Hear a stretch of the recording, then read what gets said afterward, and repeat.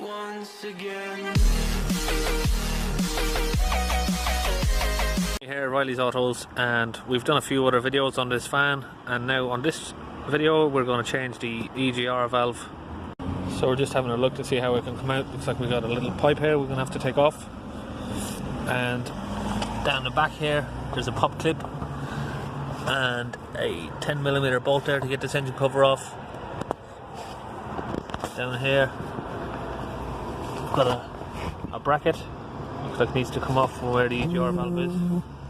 Just down here where my finger is, you've got a coolant pipe, water coolant that goes onto the EGRs for a cooler, so I just need to undo this clip to get it off.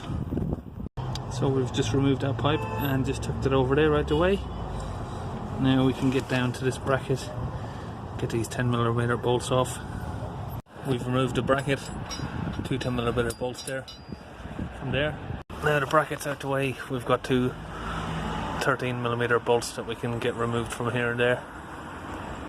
If we come back to the top of the engine and look over here, we've got looks to be an 8mm bolt and another one just here where my other finger is.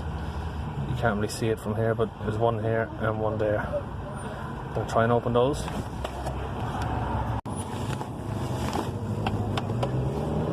Just got a ratchet spanner here. Just opening these.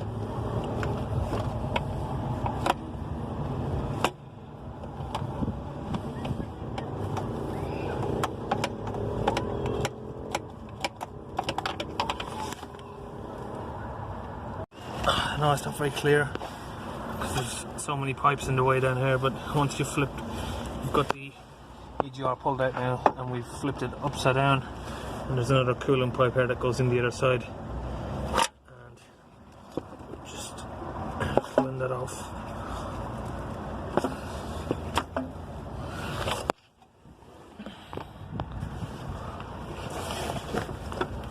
And now we can get it out. And here we have both valves, the new one and the old one. We just need to take off these two bolts for this section. If you look at both valves here, if we put something inside here, we can push the motor open on this one and let go and it closes.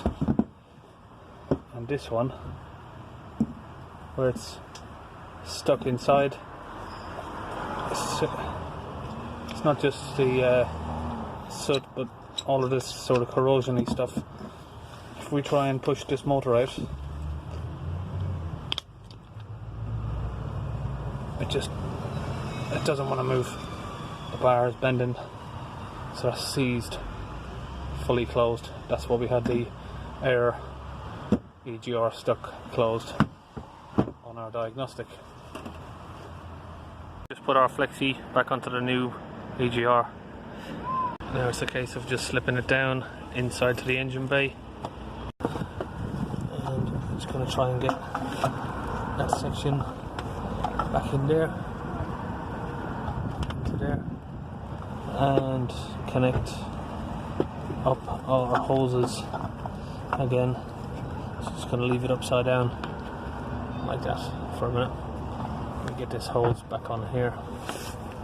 And there, it's a case of just sliding it back into place, and it's just a reverse of how it came off really now. So it's a couple of 13mm bolts there, and then the 10mm bolts to hold the bracket on. And got some coolant pipes there to reattach.